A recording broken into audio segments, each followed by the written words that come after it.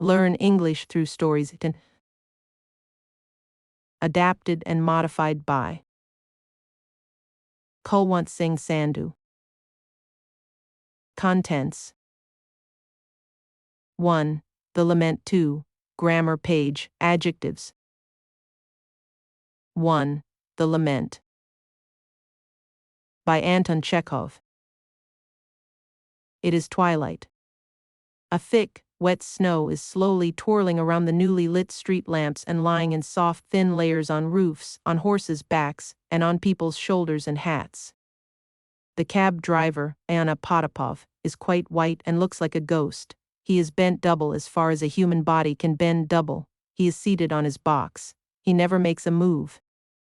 If a whole snowdrift fell on him, it seems as if he would not find it necessary to shake it off. His little horse is also quite white and remains motionless. Its immobility, its angularity, and its straight wooden-looking legs, even close by, give it the appearance of a gingerbread horse worth a kopeck. It is, no doubt, plunged in deep thought.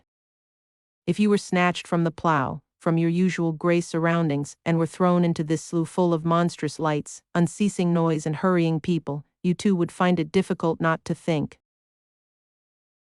Anna and his little horse have not moved from their place for a long while. They left their yard before dinner, and up to now, not a fare.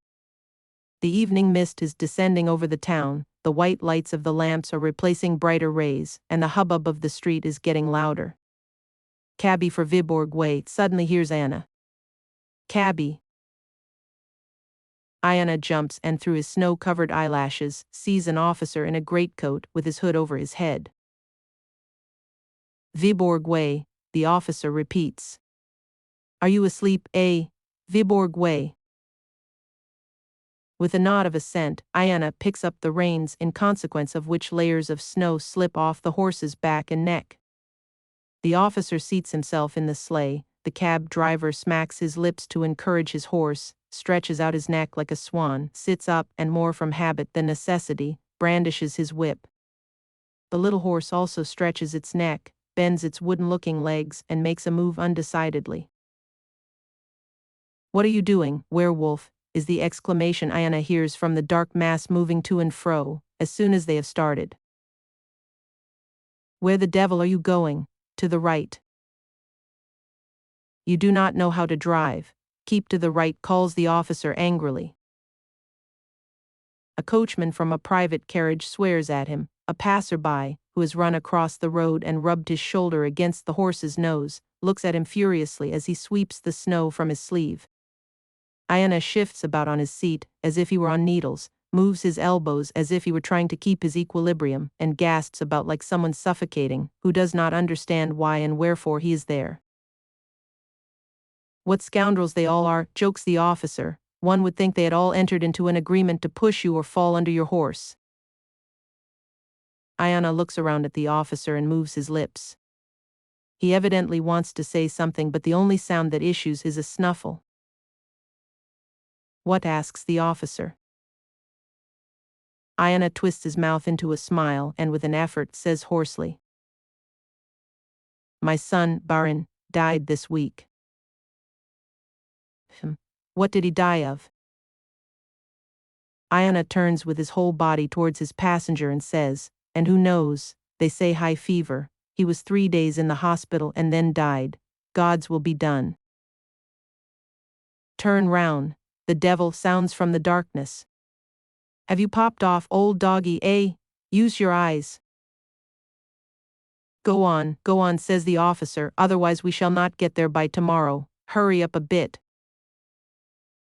The cab driver again stretches his neck, sits up, and with bad grace, brandishes his whip.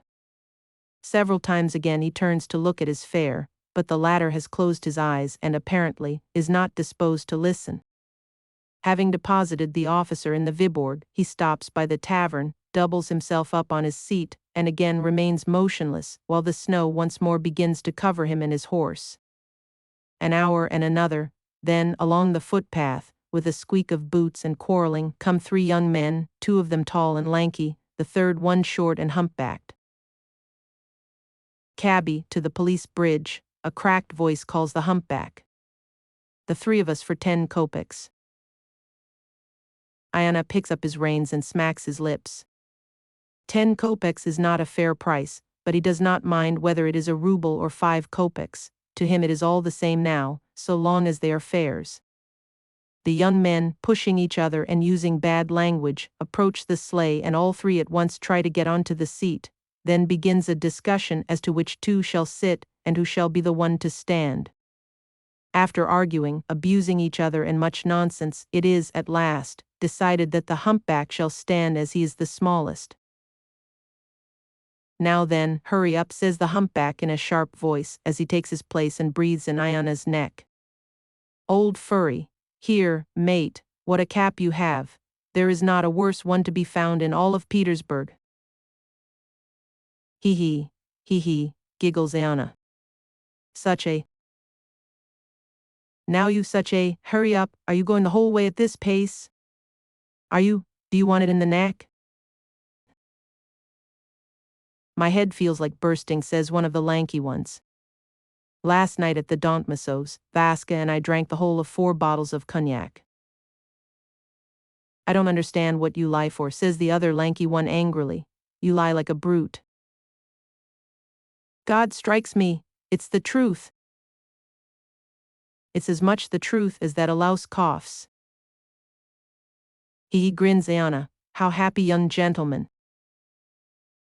Pshaw, go to the devil, says the humpback indignantly.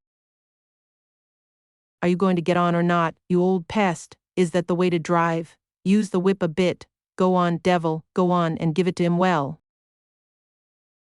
Iana feels at his back the little man wriggling and the tremble in his voice. He listens to the insults hurled at him, sees the people, and little by little the feeling of loneliness leaves him.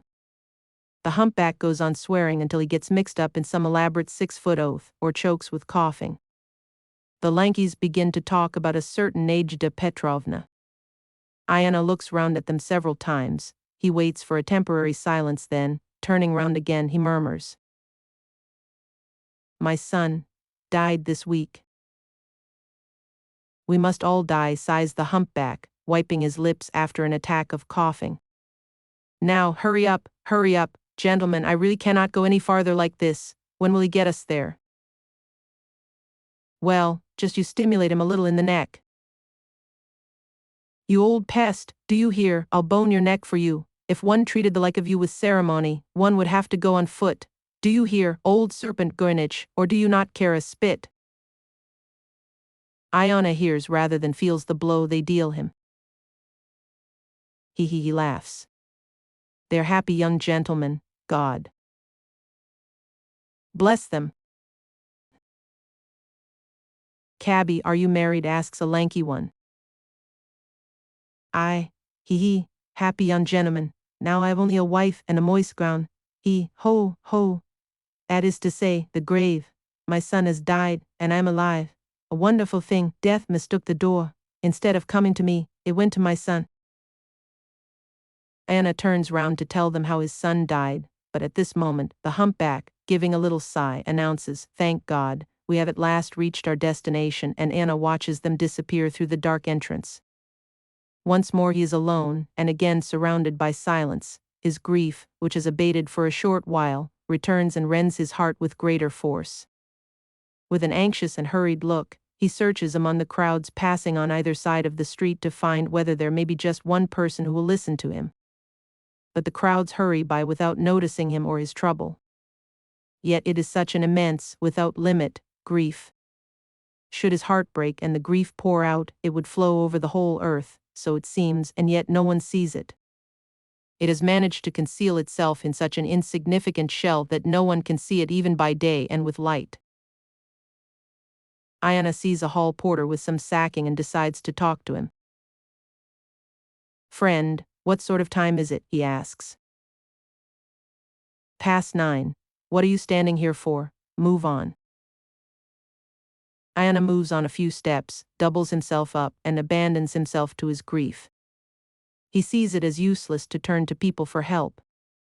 In less than 5 minutes he straightens himself, holds up his head as if he felt some sharp pain, and gives a tug at the reins. He can bear it no longer. The stables, he thinks, and the little horse, as if it understood, starts off at a trot. About an hour and a half later, Ayana is seated by a large dirty stove. Around the stove, on the floor, on the benches, people are snoring. The air is thick and suffocatingly hot. Ayana looks at the sleepers, scratches himself, and regrets having returned so early. I have not even earned my fodder, he thinks. That's what's my trouble. A man who knows his job, who has had enough to eat and his horse too, can always sleep peacefully. A young cab driver, in one of the corners, half gets up, grunts sleepily, and stretches towards a bucket of water. Do you want a drink? Ayana asks him. Don't I want a drink? That's so, your good health. But listen, mate, my son is dead. Did you hear? This week, in the hospital. It's a long story. Ayana looks to see what effect his words have, but sees none. The young man has hidden his face and is fast asleep again. The old man sighs and scratches his head. Just as much as the young one wants to drink, the old man wants to talk. It will soon be a week since his son died, and he has not been able to speak about it properly to anyone. One must tell it slowly and carefully, how his son felt when he suffered, what he said before he died, how he died. One must describe every detail of the funeral and the journey to the hospital to fetch the dead son's clothes. His daughter, Anisha, has remained in the village. One must talk about her too. It is nothing he has to tell? Surely the listener would gasp and sigh and sympathize with him? It is better, too, to talk to women. 2 words are enough to make them sob. I'll go and look after my horse, thinks Ayana. There's always time to sleep. No fear of that. He puts on his coat and goes to the stable to his horse. He thinks of the corn, the hay, and the weather. When he is alone, he dares not think of his son. He can speak about him to anyone, but to think of him and picture him to himself is unbearably painful. Are you tucking in? Anna asks his horse, looking at its bright eyes. Go on, tuck in. Though we've not earned our corn, we can eat hay. Yes, I am too old to drive. My son could have, not I. He was a first-rate cab driver. If only he had lived. Ayana is silent for a moment, then continues. That's how it is, my old horse. There's no more Kuzma Ianich. He has left us to live, and he went off pop. Now let's say you had a foal, you were the foal's mother, and suddenly, let's say, that foal went and left you to live after him. It would be sad, wouldn't it? The little horse munches, listens, and breathes over its master's hand. Ayana's feelings are too much for him, and he tells the little horse the whole story. 2. Grammar page.